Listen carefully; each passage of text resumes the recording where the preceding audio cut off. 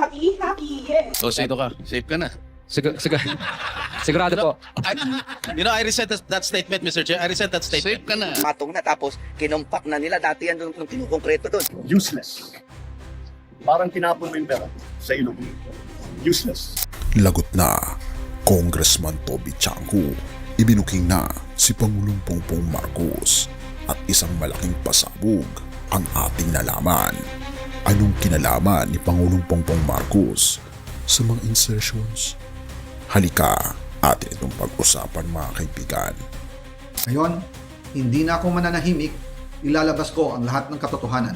May resibo, may ebidensya, at may pangalan. It means nothing. For it to mean something, umuwi siya rito. Harapin niya yung mga kaso niya. Kung meron siyang gusto sabihin niya. Malalaman naman ng tao yan eh. Patunayan, but come home. Come home. Ba't ka nagtatago sa malayo? Ako, hindi ako nagtatago eh. Kung meron kang akusasyon sa akin, nandito ako. Sabi ko yan ang utos. So, kailangan ko lang sumunod. So, Che, sinong when you say utos galing saan? Yung paghingi ng listahan, Oo. utos po ni Presidente dahil galit na galit siya noon. Kasi nga, nabawas yung mga flagship projects, tinanggalan ng pondo. Mga dam po yun na malalaki, tinanggalan ng pondo. So, galit na galit siya noon. Lagot na, oo nilinaw na, Representative Toby Chanco, ibinuking ang katotohanan. Akala ng lahat may tinatago, akala ng marami may kinalaman ng Pangulo. Pero teka, hindi muna ako magsasalita tungkol doon dahil mas interesting ang nangyari sa loob ng Kongreso noong Marso 24. Sino ang nag-meeting? Bakit sa Manila Gulf? At ano ang laman ng listahan na paulit-ulit nilang hinihingi? Huwag kang bibitaw kasi kapag nalaman mo na ang sagot, magugulat ka rin at mapapangiti ka pa para sa Pangulo. Ang eksena sa Manila Gulf, naalala ni Representative Toby Chanco, Marso 24, isang araw bago siya ipatawag muli. Nag-request ng meeting sina Congressman J.J. Suarez at Congressman Don Gonzales. Gusto nilang malaman bakit kailangan ang listahan. Sagot ni Toby, yan ang utos. Kailangan ko lang sumunod. Pero, at dito ka dapat huminga ng malalim. Hindi galing sa Pangulo ang utos na iyon. So, ang nangyari, natandaan ko, March 24 yun, March 25, nag-request sa akin ng meeting si Congressman Suarez tsaka si Congressman Don Gonzales. So, gusto nila akong makausap sa Manila Golf. Pilit nila akong tinatanong bakit kailangan yung listahan. Sabi ko yan ang utos. So, kailangan ko lang sumunod. Ang listahan at ang pondo. Tinanong pa si Toby Chanco, Sir, when you say utos, utos galing saan? At dito kumabog ang dibdib ng marami. Sagot ni Toby, hindi ito simpleng insertions lang. Ipinaliwanag niya na ang pondo ay galing sa NEP pero napalitan ng insertions. Sa makatuwid, ang ginagawa niya ay pagkuha ng listahan para malaman kung sino ang proponent, sino ang distrito at kung saan mapupunta ang pondo. Pero, at ito ang mahalaga, bago niya ito ipakita sa executive branch, sa Pangulo, gusto niyang malinaw ang lahat. So, Che, sinong when you say utos galing saan? Yung paghingi ng listahan, Oo. utos po ni Presidente dahil galit na galit siya noon. Kasi nga, nabawas yung tinanggalan ng pondo. So, galit na galit siya noon. So, So, Chair, yung pondo, para malinaw mo mga kababayan natin ng flagship, saan po galing ito? Yung pondo para sa flagship? hindi, nandun po yun sa Nandun proposal na, ng... proposal. Nasa NEP po yun. Oo. So, tinanggal sa NEP at pinalitan nga ng mga insertions. Okay. So, inalisan nila ng pondo yung flagship yes po, programs. pinilisan nila yung pondo yung flagship programs ng Pangulo. Alam ko, karamihan doon dami. So, galit na galit si Presidente. So, pinapahingi sa akin yung listahan. So, hiningi ko po yung listahan. At dito papasok ang isang lihim na Excel file. Nakita ni Toby ang Excel file. Pinangalanan niya ang bawat district congressman. Ipinasa niya kay Congressman J.J. Suarez at sinabi, pakilagay kung sino ang proponent o funder. Bakit? Simple lang. Ayaw niyang ipakita sa Pangulo ang isang listahan na may duda. Kung hindi para sa distrito, bakit mo hihilingin ang proyekto? Kung hindi malinaw ang pondo, bakit mo ito ipipilit? So, syempre, ako yung humingi ng listahan bago ko i-present ulit sa executive branch, sa Pangulo, kailangan sigurado ako dun sa listahan na yon. So, since nadidinig ko na yung may kapalit para sa insertion, ang ginawa ko is yung file na yon, yung Excel, pinadala ko kay Yusek Cathy Cabral sa DPWH. Sabi ko, Yusek, pakilagay mo kung sino yung district congressman. And then, binalik ko yung file kay Congressman J.J. Suarez, same file. Sabi ko, isulat nyo naman kung sino yung proponent o funder. So, nung nakuha ko po yon, pinagtapat-tapat ko kung sino yung proponent at sino yung congressional district. Dahil para sa akin po, Sen, Your Honor, kung hindi pareho yung proponent at hindi pareho yung congressional district, kaduda-duda, bakit ka congressman ka, bakit ka hihingi ng proyekto tapos hindi mo dadalhin sa distrito mo? Yun, pinagtapat-tapat ko yung Excel file tapos pinisinta ko doon sa Malacanang at a later date, April. Tapos mas nagalit po si Presidente nung nakita niya yun. Sabi niya sa akin, ano bang pinagagagawa ng mga kasamahan mo sa Congress dito sa budget na to?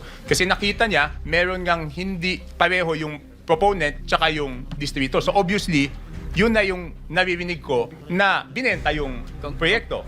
At dito nagbago ang ihip ng hangin.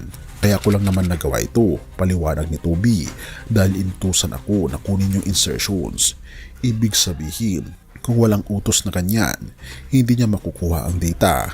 At dahil nakuha niya, ngayon lang naipakita ang malinaw na larawan. Walang utos si Pangulong Bongbong Marcos para sa insertions. Walang kinalaman ang Pangulo sa mga anomalya. Mr. Chair, yung pondo, para malinaw mo mga kababayan natin ng flagship, saan po galing ito, yung pondo para sa flagship? Hindi, nandun po yun sa Nandun proposal na, ng... proposal. Nasa NEP po yun. Oo. So tinanggal sa NEP at pinalitan nga ng mga insertions. Okay. So inalisan nila ng pondo yung flagship yes po. programs. Pinilisan nila yung pondo yung flagship programs ng Pangulo. Alam ko, karamihan doon dami. So galit na galit si Presidente. So pinapahingi sa akin yung listahan. So hiningi ko po yung listahan. At ito ang positibong balita. Kaya naman, sa gitna ng lahat ng kontrobersiya, isang bagay ang tiyak. Nilinaw ni Representative Toby Chanco ang pangalan ng Pangulo.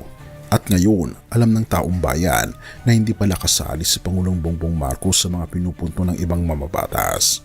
Ang tanong, kung malinaw na walang kinalaman ng Pangulo, kung ang problema ay nasa mismong insertions na ginagawa ng ilang kongresista, therefore, hindi ba't dapat dito tayo tumutok? Hindi sa pagdugis ng pangalan ng presidente, kundi sa pag-ayos ng proseso. At kung may dapat papurihan, iyon ay ang tapang ni Toby Chanco na sabihin ang totoo. Kaya anong masasabi mo? Mas kampante ka na ba na malinis si Pangulong Bongbong Marcos?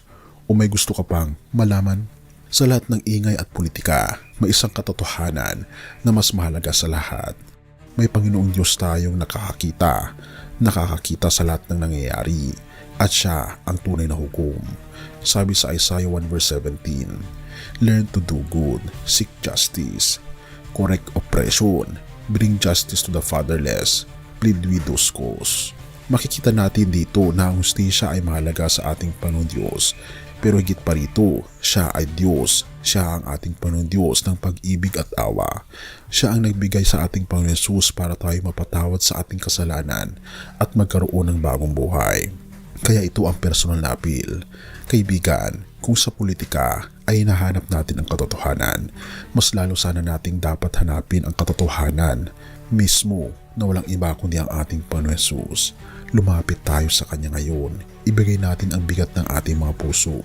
Tanggapin natin ang Kanyang pag-ibig, biyaya at kapatawaran. Siya lang ang tunay na makapagbibigay sa iyo ng kapayapaan at hustisya, hindi lang para sa bansa, kundi para sa iyo na kaluluwa. Purihin ang ating Panginoon Diyos at tayo manalangin. Ama naming Diyos na mga pangyarihan sa lahat, salamat po sa iyong pag-ibig at sa iyong hustisya na walang bahid ng kasalanan. Patawarin niyo po kami sa mga kasalanan at linisin niyo po ang aming mga puso. Gabayan niyo po ang mga pinuno ng aming bansa na mamuhay sa katotohanan at katwiran at gayon din po sa amin. Tinatanggap po namin personal ang aming Panginoon Jesus bilang aming Panginoon at tagapagligtas. Sa Kanya namin inaalay ang aming buhay mula ngayon at magpakailanman, at patnubayan niyo po kami at patawarin po kami sa lahat ng aming mga pagkukulang at pagkakasala, at patuloy niyo pong gabayan ang Pangulo ng aming bansa na kayo po ang tunay naming Pangulo na gumagabay sa aming bansa. Salamat po Panginoong Diyos, at patnubayan niyo po kami at patawarin po kami sa lahat ng aming mga pagkukulang at pagkakasala. At salamat po sa pagdinig ng aming mga panalangin, sapagkat ito po ang aming samot hiling sa matamis na pangalan ng aming Panginoon Jesus. Amen. Bago natin ipagpatuloy kaibigan, siya nga pala ang Great Controversy, na isa sa mga pinaka-kontrobersyal na libro dahil tumutukoy ito sa mga propesiya sa libro ng Daniel at Revelation na nagaganap na sa panahon natin ngayon bago ang pagdating ng ating Panginoong Diyos ay pinamimigay na namin ng libre sa pamamagitan ng PDF. At ito ay nasa limited lamang na panahon. Kaya i-click mo sa description sa baba upang ma-avail mo kaibigan ang napaka-importanteng libro ito na magbubukas sa iyo sa mas maliwanag mong hinaharap. Purihin ang ating Panginoong Diyos at tayo magpatuloy.